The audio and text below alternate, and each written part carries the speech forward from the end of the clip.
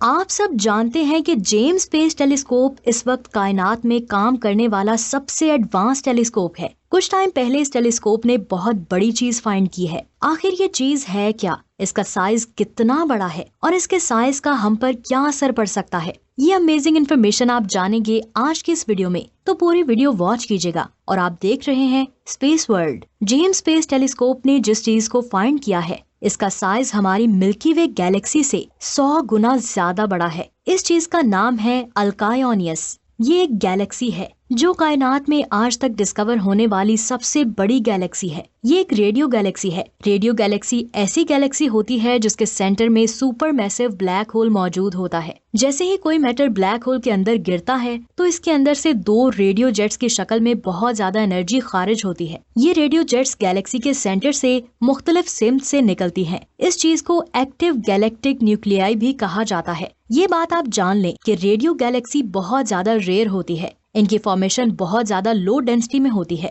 इनकी length 2.3 million light years होती है। साइंसदान इस गैलेक्सी को स्टडी कर रहे हैं ताकि इसके अंदर से निकलने वाली रेडियो जेट्स के बारे में जान सकें। ये आज तक डिस्कवर होने वाली सबसे बड़ी गैलेक्सी है। इसको एक पीएचडी स्टूडेंट मार्क और यूएस की टीम ने डिस्कवर किया है। इस डिस्कवरी ने रेडियो गैलेक्सी के बारे में बहुत सारे आइडियाज को गलत साबित कर दिया। यहाँ एक सवाल आता है कि आखिर ये गैलेक्सी है क्या। इस डिस्कवरी को 2 प्लाज्मा पेलियम्स की मदद से कैप्चर किया है। हैरान करने वाली बात यह है कि साइंटिस्ट ने आज तक इतनी बड़ी गैलेक्सी देखी ही नहीं। इस गैलेक्सी का साइज क्या है, इसके बारे में जानने से पहले आप ये जान लें कि साइंसदान कायनात में बड़ी चीजों या किसी भी चीज के साइज को कैसे मेजर करते हैं। असल में जमीन से इन चीजों के साइज को एक पर्सपेक्टिव से कैप्चर किया जाता है जिसमें वो सिर्फ गैलेक्सी की लेंथ को ही जान सकते हैं। और साइंटिस्ट हमेशा उन चीजों के साइज का लो एस्टिमेट लगाते हैं। लेकिन जब इस गैलेक्सी का लो एस्टिमेट लगाया गया तो साइंटिस्ट के होश उड़ गए। इस गैलेक्सी की लंबाई 16 मिलियन लाइट ईयर्स है। ये साइज इतना ज्यादा बड़ा है कि हमारी गैलेक्सी जैसी 100 गैलेक्सीज इसके अंदर आसानी से आ जाएंगी। साइंसदान अब तक 1000 रेडियो गैलेक्सीज को फाइंड कर चुके हैं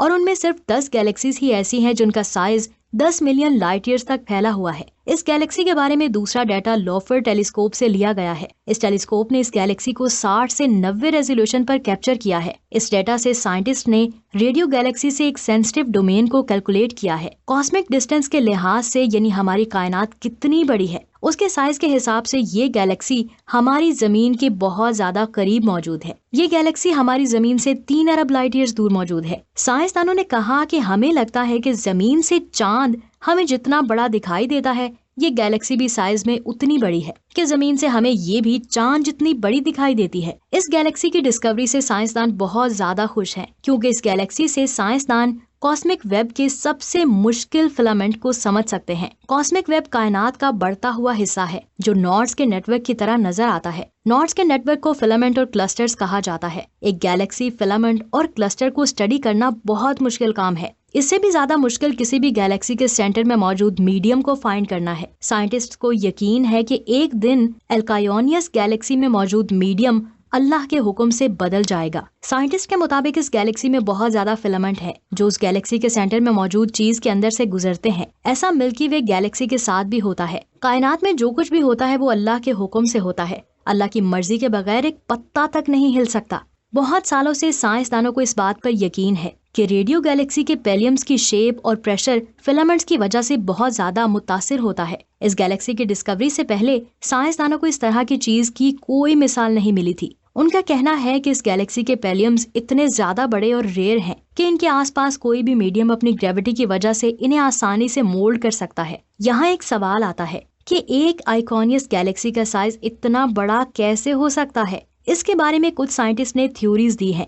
जिन साइंटिस्ट ने इन गैलेक्सीज को डिस्कवर किया है उनको इस बात पर यकीन है कि ये गैलेक्सी किसी बहुत बड़े ब्लैक होल की वजह से बनी है।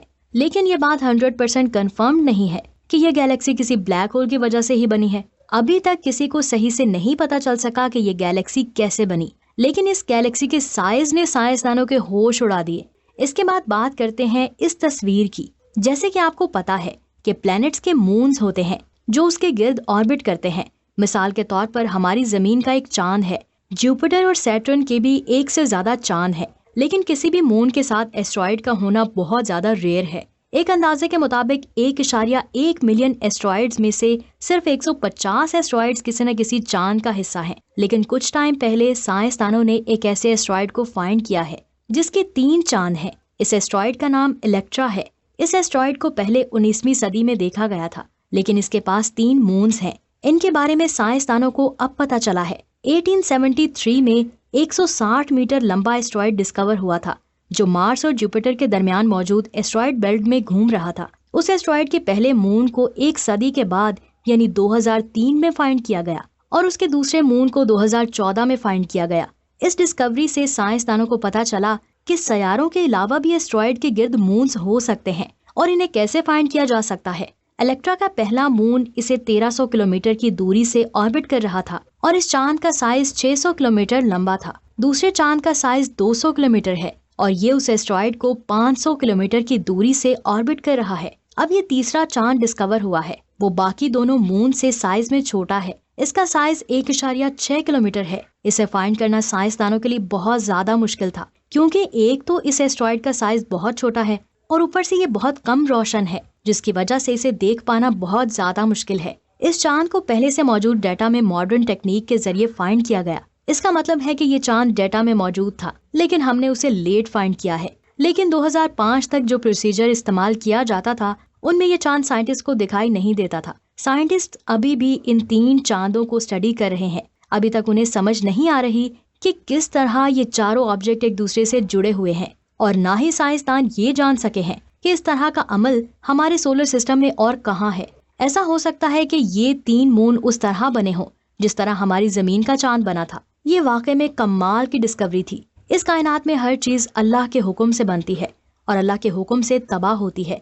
अल्लाह की इस अजीम कायनात में ऐसे ऐसे राज छुपे हैं जिनको जानने के बाद दिल अल्लाह अकबर कहता है। आप भी कमेंट में अल्लाह अकबर लाजमी लिखें। इस तस्वीर को देखें। इस तस्वीर को नासा के मार्स हेलीकॉप्टर इंगेनिटी ने 22 दिसंबर 2023 को अपनी 70 RVI फ्लाइट के दौरान कैप्चर किया। इसमें आप मार्स पर रेत की लहरों को साफ साफ देख सकते हैं। इस तस्वीर को सतह से 39 फीट ऊपर से खींचा गया है। ये तस्वीर वाकई में बहुत कमाल की है। ऐसा लग रहा है जैसे ये जमीन का रेगिस्तान है।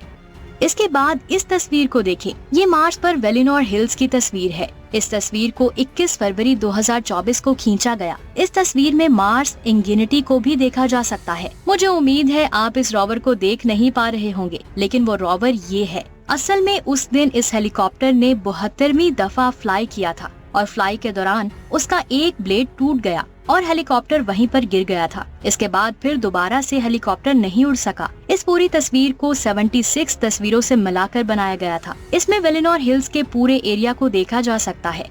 इस वीडियो को लाइक और शेयर लाजमी करें, क्योंकि आपके लाइक और शेयर करने से वीडियो की रीच बढ़ेगी और ये वीडियो ज्यादा लोगों तक जाएगी।